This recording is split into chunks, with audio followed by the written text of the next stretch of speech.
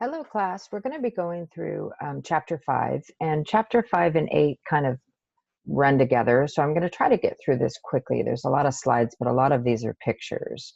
So feel free to stop the video at any point and look at the slides. The picture that you're looking at here is actually a picture of intrauterine surgery. And it's kind of a famous picture where this fetus comes out and grabs the surgeon's hand. This is from a PBS special of Twice Born, and this baby is actually having spinal bifida surgery. And by doing this and putting everything back together and allowing the pregnancy to continue, these babies actually have really good outcomes from this. So as we talk about the mom that has a high-risk pregnancy, this can be from things that were going on before she got pregnant, or it can be from things that happened during the pregnancy. But any pregnancy that is going to increase the maternal and infant mortality rate, maternal and fetal mortality rate, it's going to be classified as a high-risk pregnancy.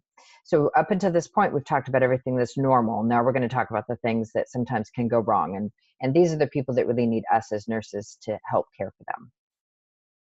So our responsibilities for any test is making sure that the patient is properly prepared, that she understands what the test is about, and then clarifying any results along with the provider. So sometimes the provider will talk very quickly at the bedside, this is what we saw, blah, blah, blah. And then as the provider leaves, you see that the patient really needs more information. So the fact that you're there at the bedside hearing what the physician's saying, now you can interpret it to the patient if she needs further clarification.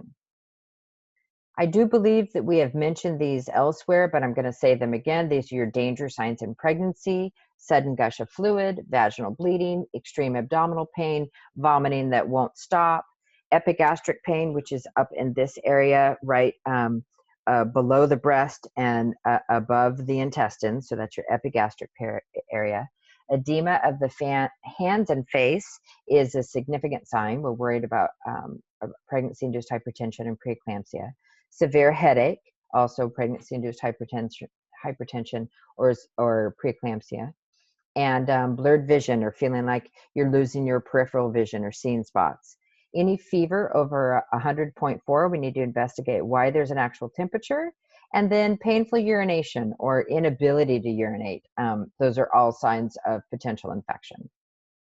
So I just wanted to quickly tell you what an amniocentesis is. I don't see them very often. They're typically done outside of the hospital arena, maybe in an outpatient setting. But this is when they go in and use a needle to actually remove some of the fluid from the baby, and they can do some very specific testing. This is actually the only testing that they can do to see the genes, and this is definitive. A lot of the other testings that we have are screening tools, but this is definitive because you're actually looking at the genes of the baby. So some of the pregnancy-related complications we're going to go through: hyperemesis gravidarum, bleeding disorders, hypertension, and blood incompatibility between the fetus and the mother. Hyperemesis is excessive nausea, vomiting. This is not your normal morning sickness. It can definitely impact fetal growth, especially if the mother's not able to maintain her own weight. It can cause dehydration, electrolyte imbalances, and actually become life-threatening to both mother and baby. Sometimes these women have to actually be put into the hospital and hydrated through a PICC line, and we may have to give them TPN. They may have to have antiemetic drugs, and recently on the market, some of those antiemetic drugs have been shown that there's a possibility of some birth defects. So we have to clearly weigh the benefits versus the negatives there. So hyperemesis gravidarum, spend some time reading in your book about that. It can become life-threatening to mother and baby. Some bleeding disorders of early pregnancy. So here, again, anytime we're talking about abortion, we're talking about a pregnancy that is not continued past the 20th week. So a spontaneous abortion is non-intentional, and an induced or a therapeutic abortion is because the mother chooses to have that done. So some terms that you're going to need to become familiar with: threatened, inevitable, incomplete, complete, missed, and recurrent, or what they call habitual. And so threatened abortions are when there's some vaginal bleeding, And inevitable means that the membranes have ruptured, the cervix starts to dilate, so there's no way that we can go back and stop this. Sometimes with threatened abortions, with the proper treatment, we can help these women to remain pregnant, so bed rest and some medications. Incomplete is when part of the products of conception have been expelled, but not all of them. Complete is where everything has come out. Missed is where the baby, the fetus has actually died, but the products of conception have not come out, so we may have to help her with that. And then reoccurrent or habitual is when they're happening over and over. So again, non-intentional, spontaneous, we don't always know what's caused them. They think that most of them are caused from genetic defects or just things that have gone wrong in the development of the fetus, but we don't always know. Here's a picture of some of the different types of abortions that I have just mentioned. Again, these are spontaneous, also known as miscarriage. So our role of nursing care in early pregnancy bleeding would be making sure that we're documenting the amount and character of bleeding. We don't just estimate, we weigh those pads, and then we save anything that looks like clots or tissues so that it can be evaluated by the physician or pathologist. We're going to watch those vital signs to make sure that she hasn't lost too much blood. And if she's actively bleeding, this mother is going to stay NPO so that we could potentially take her to surgery if necessary. So post-abortion teaching, we want to make sure that women are taking their prenatal vitamins or iron. We're going to watch for signs of infection.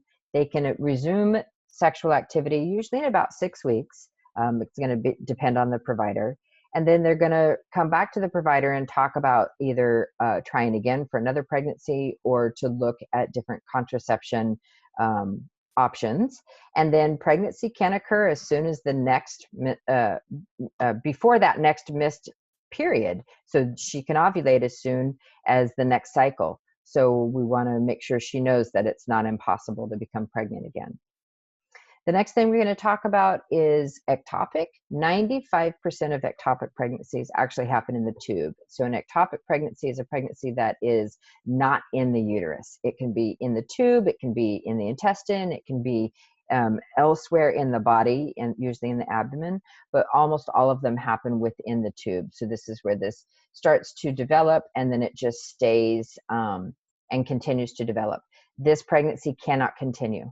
It will hinder and affect the mother's life. If this tube ruptures, she'll have bleeding in the abdomen, and it can become life-threatening. So we, unfortunately, they cannot be moved, and they have to be removed. If we catch them early enough, here's a picture of some common sites. If we catch them early enough, we can sometimes use medication instead of surgery. But if she is in danger of having that tube rupture, she will have to undergo surgery to have that tube removed. It doesn't really affect fertility in most women to have one tube removed. Just recently, I had a woman that was having her 6th baby, and she only had one fallopian tube. So the hallmark sign is lower abdominal pain, usually 6 to 8 weeks after that first missed period, and light vaginal bleeding, sometimes no bleeding at all. If the tube actually ruptures, it's severe lower abdominal pain, signs of hypovolemic shock. Sometimes there's some referred pain up into the shoulder, because sometimes in our bodies it will refer that pain to another area, and there may be vaginal bleeding. So this would be when it is a medical emergency. So the treatment is a transvaginal ultrasound to determine if the pregnancy is actually in the uterus or not.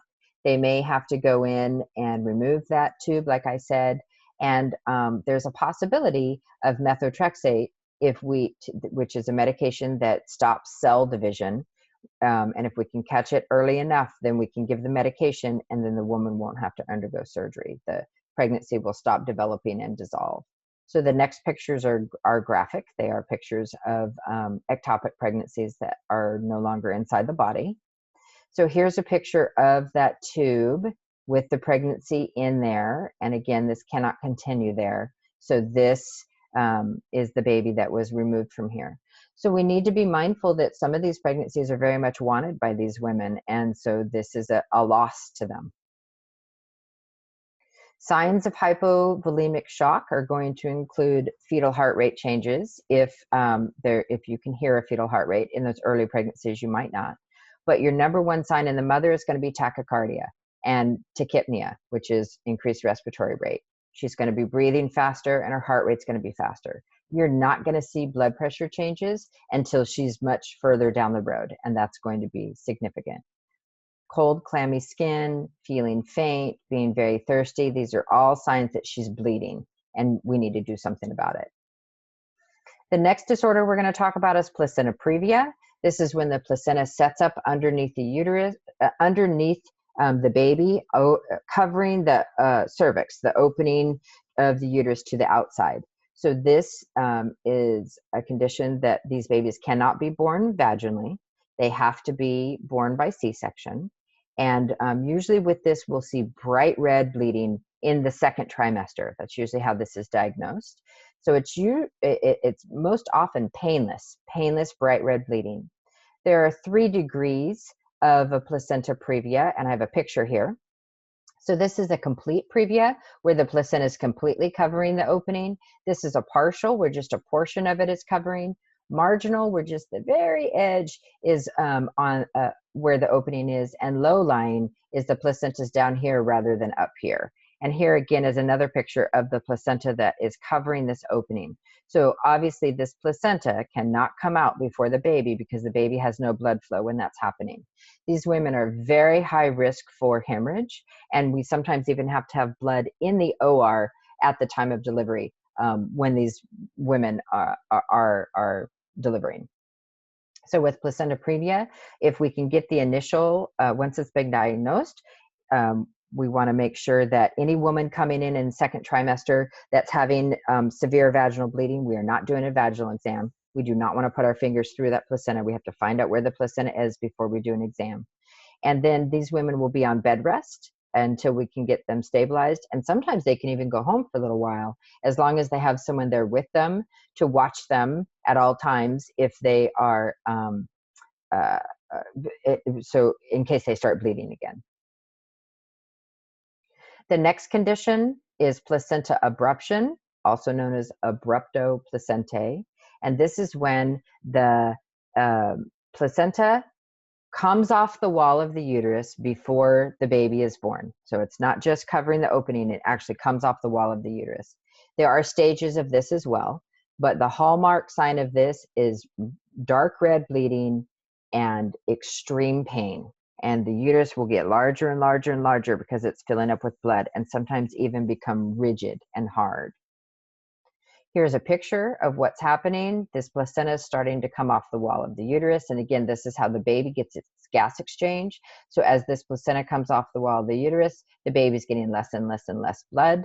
The mother is showing signs of hypovolemic shock because she's doing all this bleeding on the inside of the uterus, and there may or may not be blood coming out here because sometimes this is in the tissue. And then as this continues to happen, the placenta completely separates. The baby does not survive it. So this is one of those situations that it can become a medical emergency very quickly, and we need to be mindful of that and watching signs and symptoms very closely, that when we're running to the operating room, trying to save these moms and babies, we don't tell the mother that everything's going to be okay, because we don't always know that's the case. Tell her everything that we're doing everything that we can to help her. So complications and risk with placenta previa, there is a chance for infection because vaginal organisms can get up there. There's also a very high risk of postpartum hemorrhage. And so we need to be on the lookout for that. And then complications and risks of placental abruption. Obviously, the risk is going to be loss of life for both mother or baby or both. And so some of that's the complication. And then the risks are things like hypertension. Hypertension makes sense because you've got this high pressure pushing up against that placenta, and sometimes it just can't take the pressure from the mother's body and it comes off the wall of the uterus. Cocaine or alcohol use increase our chance of placenta abruption. Smoking increases our chance. Any sort of fall or car accident or trauma to the abdomen can cause a placental abruption. Any history of a placental abruption, and then if there's a decrease in folate, if there's not enough iron, we sometimes will see placental abruption. That would be an extreme case. So pain is what tells the difference between an abruption and a previa. Usually it's painless vaginal bleeding with a previa and extreme pain with a rigid abdomen with an abruption. So a woman that is having excessive bleeding, we're going to be documenting that blood loss. We're going to weigh those pads. So 1 ml equals 1 cc. So when you're weighing them, if you've got 50 cc's on there or 50 mLs, you're going to have, they're equal. So you know that the weight equals the amount of fluid, amount of fluid in mLs. So we're going to be watching for pain. We're going to make sure that their blood type and that she's been typed and screened and that we have blood available. We're going to be watching fetal heart rate if she's still pregnant, watching those lab results. We want to give her some oxygen by mask just to make sure that everyone's getting what they need. And we need to be preparing for newborn resuscitation. So that would mean making sure that NICU is aware of what's going on. So the next picture is actually a simulation, so don't be shocked by the amount of blood. This is one of the ways that we learn how to look at blood loss. So it has been found that we will always underestimate blood loss. And so this is why we weigh things, but this just gives you an idea. A very small pad is going to have about 30 mLs on it. A pad that's completely soaked is going to have about 100. And then as we move forward, this is Chuck's. This has about 250 mLs. A full kidney basin is about 500. By the time it is spilling all over the bed, that's about 1,000 mLs of blood loss. And then by the time it's spilling onto the floor, that's about 2,000. So this is just a quick way of understanding the amount of blood loss that a woman has. And based on these different numbers, it's going to put her into a different stage of hemorrhage. And we do different things based on different stages. So now we're going to move on and talk about hypertension in pregnancy. Gestational hypertension is a continuum where we see preeclampsia, and then if we don't catch things in enough time, we'll move to eclampsia.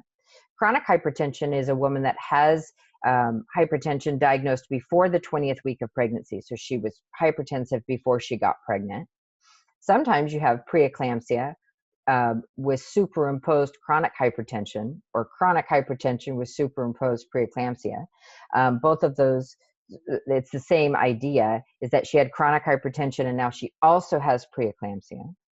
And so one of the ways that we diagnose this is looking for proteinuria, so urine in the protein in the urine, and watching for signs of increased blood pressure and swelling. And the only known cure to fixing hypertension in pregnancy, especially as we move into the preeclampsia, trying to keep her from going to eclampsia, eclampsia is when they start to seize, is getting the baby out, getting the placenta off the wall of the uterus. Those are the only known cures. So if this happens early in the pregnancy, we're looking at mother's life versus baby's life, and sometimes we can get into an ethical dilemma. So hypertension is diagnosed in pregnancy when we have a baseline blood pressure of 30 millimeters of mercury or more, an increase in that baseline. And 15 millimeters of mercury in the diastolic pressure will increase. So anytime we see a woman with a diastolic over 90, we're concerned that she might be moving into a preeclamptic state. So we're going to be watching very closely, because the diastolic blood pressure is telling us our blood pressure at rest, when the heart's at rest. And if we're seeing signs of that creeping up, we are concerned.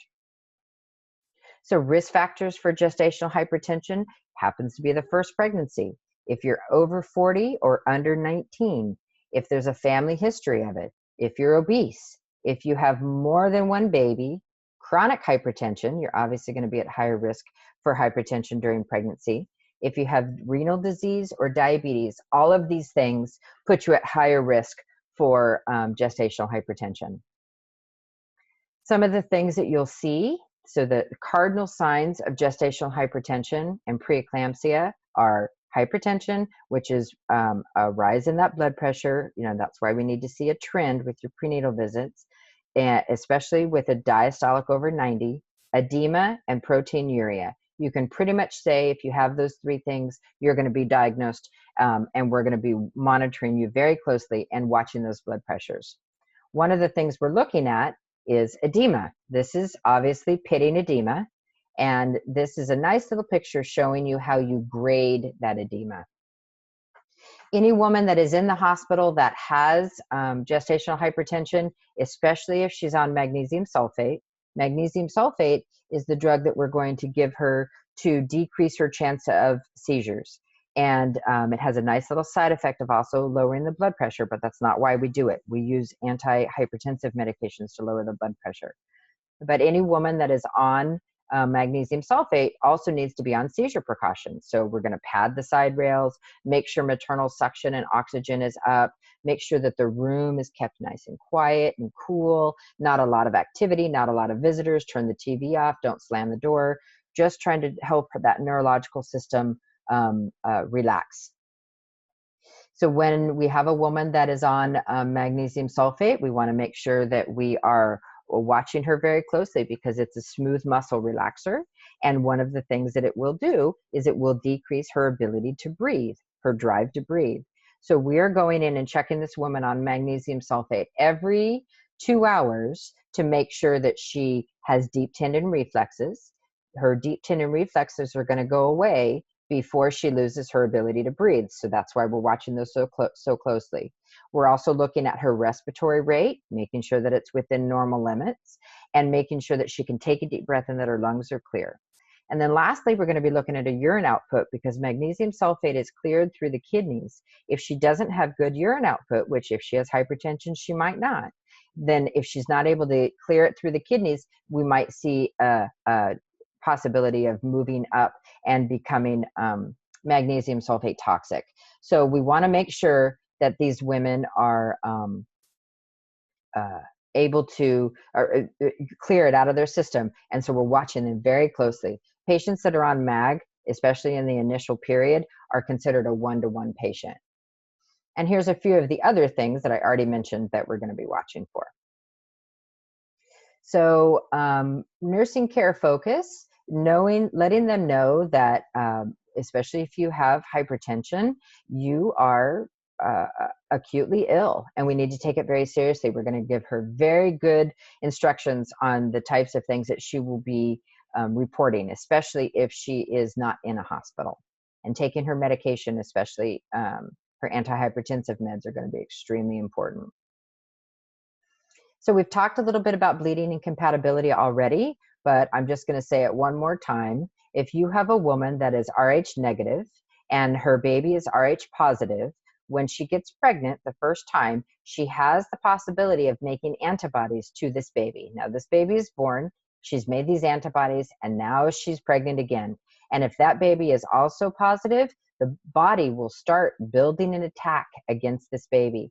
So with the medication that we give to avoid this happening is called Rogam, and we want to do it with any pregnancy that ends in an Rh negative mother. So abortion, miscarriage, ectopic pregnancy. If the mother's Rh negative, we want to give her a dose of Rogam so that she doesn't build antibodies and have them waiting there for that next baby. It actually can cause a very severe condition in the baby if the mother does have antibodies. It causes severe anemia, and sometimes these babies don't even survive pregnancy. So it's very important that it's given to the mother at 28 weeks during pregnancy, and then again within 72 hours if the baby is positive. So some of the other things that we see that complicate pregnancy is diabetes. Diabetes is one of those conditions that you can have before pregnancy as well as after pregnancy or during pregnancy. So I'm going to do a very simplistic explanation of diabetes here. But type 1 and type 2, you've already learned about. Type 1 was formerly known as juvenile diabetes, and this is the one that you're born with, and you do not have enough ability to make insulin to get your blood sugar into the cell where it needs to go. They just aren't there. Type 2 is insulin resistance. You do have a genetic predisposition. Our lifestyle definitely affects that. If you are obese, you have a much higher chance of type 2 diabetes. And this is where you just don't have the right key to get the insulin. The insulin is not, the right key doesn't fit to get the sugar into the cell. And then gestational is when you develop a type 2 type diabetes in pregnancy. And this is, it is important to the mother, but it really affects the fetus. And we'll talk more about that in just a minute. In a true gestational diabetic, the glucose is going to return to normal within about 6 weeks postpartum, when she no longer is caring for the fetus. But these women have a 40% chance of developing type 2 diabetes in their lifetime. So again, this is just showing the effects of glucose metabolism on how pregnancy affects that. I'm not going to spend a lot of time here. I just want you to know more about the effects to the baby. So some of the things that we see is the baby, when there's a high amount of blood sugar circulating in the bloodstream, because that sugar's not in the cell where it's supposed to be, those can cause pretty severe birth defects in the baby. We see heart disease, or not heart disease, but heart defects in the fetus of a diabetic mother. And the other thing that it does is it causes the fat. There's lots of fat layers to lay down, and these babies get so fat that they literally cannot even control their muscles, and they sometimes can't breathe and can't eat, and it's a pretty big deal. The other thing it does is it makes really broad shoulders. These babies that are exposed to really high blood sugars, there's very broad shoulders, and we worry about those shoulders fitting through the pelvis. And then lastly, there is the baby will actually start producing insulin in response to the mother's high blood sugar. And so the baby keeps pumping out insulin, trying to combat this high blood sugar that's circulating all around. And then once that cord is cut, the baby's born and the cord is cut, there's no more high blood sugar, because this was a maternal problem, not a baby problem. But there's still the insulin production. So this insulin is still being produced. And then we see hypoglycemia in the newborn, severe hypoglycemia. And so these babies don't have enough blood glucose to support their brains, and that can be very serious. So I think I've showed this to you before, but again, this is my very simplistic view of diabetes. So we think of this house as the cell, and then here are your children. These are your glucose molecules that need to get in the house. And the only way they can get in the house is by using their insulin key. The insulin fits in the lock of that door and opens it up and allows the children to get into the house. So if you have type 1 diabetes, you don't have keys. If you have type 2 diabetes, your keys don't fit all the time. So a very simplistic idea of what GDM is. So again, here are all the different factors that are linked to GDM: maternal obesity, large infants, maternal age greater than 25, lots of unexplained stillbirths, babies that have congenital anomalies. We know that these babies do have a higher risk of dying later in pregnancy. So this is why you will always see us watching our GDM mothers very closely, having things like biophysical profiles and non-stress tests, and even inducing at 39 weeks to make sure that we catch these babies before they die. So again, here's just another picture of what happens, and here's the result. This is a normal weight baby, and this is a baby with born to a mother of gestational diabetic. So you can see this is pretty detrimental. This baby does not have good muscle tone. It probably is a poor feeder. It has this nice, broad, wide chest, and it is going to have a much more difficult time fitting through that birth canal.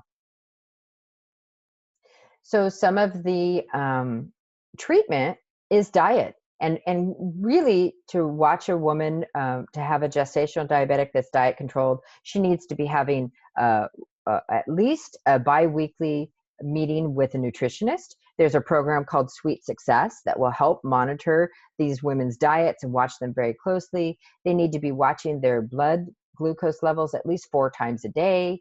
To monitor, to manage gestational diabetes by diet requires a lot of effort. And unfortunately, women either don't have the ability to do it or don't have the knowledge behind it to do it.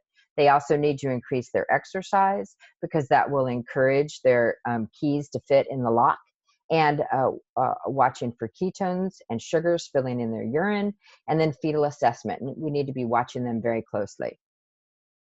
During labor, we're going to have a woman on an insulin drip, and she may also have to have some IV blood glucose, IV dextrose to make sure that we kind of manage that blood sugar. And this patient is considered a one-on-one patient.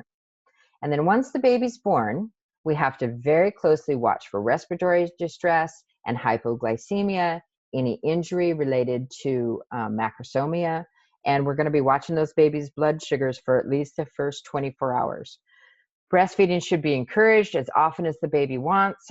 If it feeds well, hopefully it can maintain enough of the glucose to keep its blood sugar up. But this is very serious to the mother and the baby. A lot of people think gestational diabetes is not that big of a deal, but it actually is.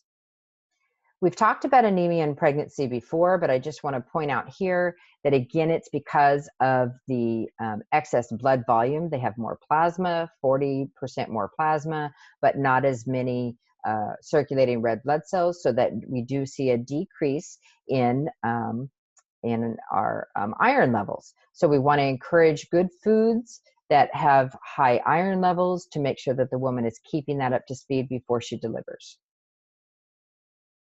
We teach women how to take iron supplements. We don't take them with milk. We do not take antacids when we're taking iron. And we want to report any signs of infection immediately.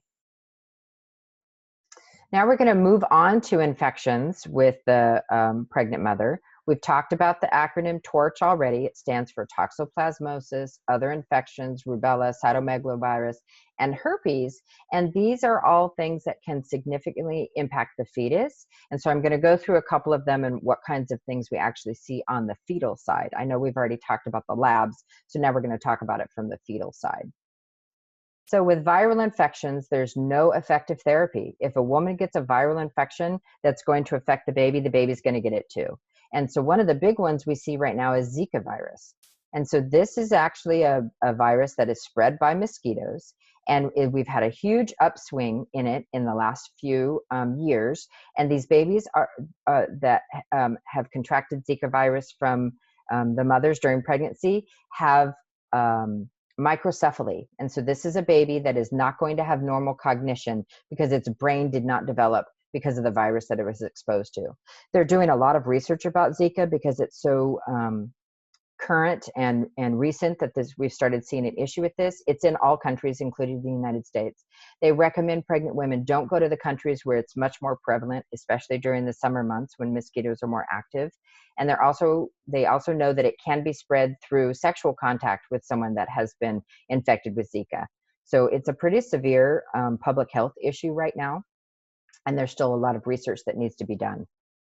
Cytomegalovirus is an infection that we certainly don't want women to get. This is why we encourage pregnant women to use good hand hygiene, making sure that they're not spending time with people that are sick, trying not to be, especially during flu season, trying not to be out and about in places where they might be exposed to a lot of sick people.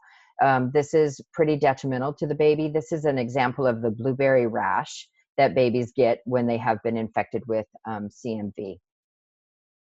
Rubella is a mild infection to the mother, but again, this is why we try to make sure all women have a rubella vaccine. It causes microcephaly in these babies if it's contracted during pregnancy. Intellectual disabilities, deafness, cardiac effects, and intrauterine growth restriction. So these babies, these mamas cannot have the vaccine while they're pregnant. This is why we try to catch them before they get pregnant again, right after they've delivered their baby in the hospital. we give them a vaccine so that they are immune to rubella. Herpes virus, type 1 and type 2 are very similar. Type 1 is typically what we see on the face, and type 2 is typically what we see in the genital region. But I just want to point out here, these can be exchanged. So you can have type 1 down below, and you can get type 2 up here. And so this is why we cannot work as labor and delivery nurses when we have an open herpes infection, because it can be spread to the babies and they do not have immunity to it. If they get it congenitally, I'm going to show you some pictures, that's not pleasant at all, and it can actually be spread to these newborns. They used to say that it was okay for women to breastfeed as long as there was no herpes infection on the breast, but now they're saying that if there's even a chance that some blood can be exchanged, if a woman has herpes, she can still pass it to her infant from that exchange of blood, because herpes lives in the blood. So again, we want to avoid contacts with lesions. The next pictures are not pleasant to look for. This is what congenital herpes looks like. This is a baby that was infected prenatally, and this is detrimental to this child. Hepatitis B, again, it is transmitted through blood, saliva, and secretions. So we want to make sure that if the baby is born to a mother that is hepatitis B positive, that they get the hepatitis B vaccine as well as the immunoglobulin. And hepatitis B is going to be a lifelong problem. Some signs of it: vomiting, diarrhea, fever, and of course that jaundice yellowing of the skin, because it affects the liver. It is detrimental to these babies. And if you want to stop the video here and look at the hepatitis B risk, the people that have multiple sex partners and are using IV drugs are at highest risk. But then the other part of the people that are at highest risk are healthcare workers. I actually know people that have become infected with hepatitis B and died from the infection due to a dirty needle stick. So healthcare workers are at very high risk. We're going to go quickly through just a few of the sexually transmitted diseases. I'm not going to spend a lot of time here because I know we've talked about it and you've read about it in your book. But all of these are infections that can be passed through the baby. One of the biggest one is HIV. If we can catch this mom while she is pregnant and give her antiretroviral medications, and then do it again during labor, and then give a baby a syrup for the first 6 weeks after delivery, we can prevent 99% of the transmission, which is amazing. So we have to convince these women that they need good, solid prenatal care so that we can stop passing this through. In America, breastfeeding is contraindicated because HIV is passed through the breast milk. Breastfeeding is contraindicated if you're HIV positive. All right. Non-viral infections, things like toxoplasmosis, you can get this from improper handling of cat litter or from fresh fruits and vegetables, like from the farmer's market. So we want to make sure that we are telling these women that they need to be washing their fruits and vegetables very well, and recommending that they do not touch cat litter while pregnant. Group B strep, we've talked about that quite a bit, but I just want to say here, we are going to be watching. So this is symptoms of maternal infection. That would be a temperature within 12 hours of delivery. And then symptoms of an infant infection would be a low temp, feeding difficulties, respiratory distress. We want to make sure that we're watching closely. Even a woman that is GBS positive and receives her 2 doses of antibiotics, this baby's still at risk, not very high, but still at risk of contracting an infection. So we are constantly on the lookout for that. And here again is just some things that may happen with neonatal sepsis. And here's a baby that we did not catch. This is a baby that is very sick and had signs, but we did not get to this baby soon enough, and we're hoping that we can save this baby. Urinary tract infections can be significant to the mother. We want to make sure that it's more common in pregnancy, and it can turn into a kidney infection, which then can be a much bigger problem. So we are looking for urinary tract infection signs and giving mothers good information of signs and symptoms that they need to report. And then environmental hazards during pregnancy. We've talked quite a bit about this. Everything that goes through the mother goes to the baby. This includes alcohol, caffeine, nicotine, any over-the-counter drugs, any drugs that are prescribed, any substances like marijuana, cocaine. All of these go to the fetus. Here are some pictures of fetal alcohol syndrome. You can see that they have some very specific features. They're missing that little line. It's called a philtrum above their upper lip. They have this wide, broad forehead.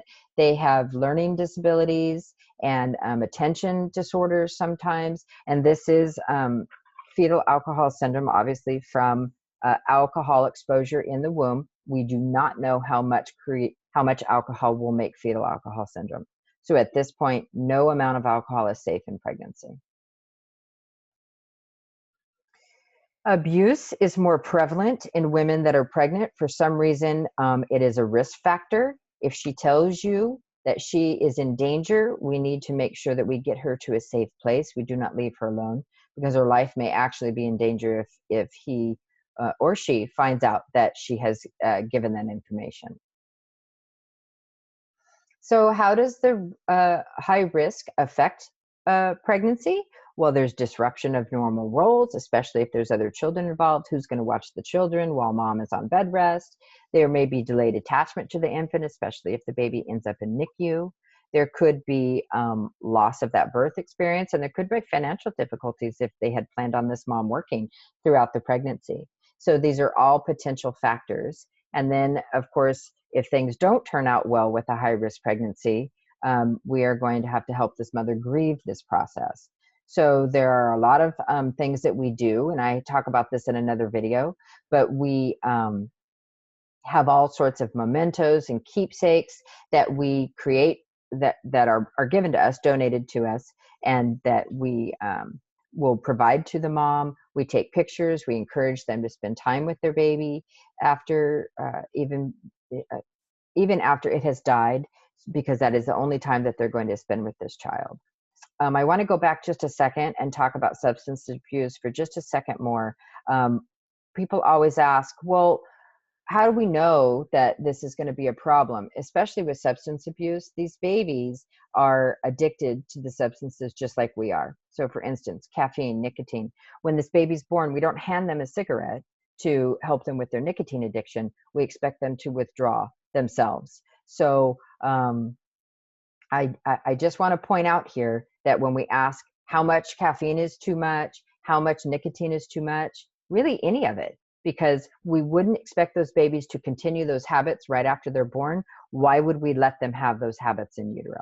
Okay, that's my lecture for today. If you have any questions, you know where to reach me.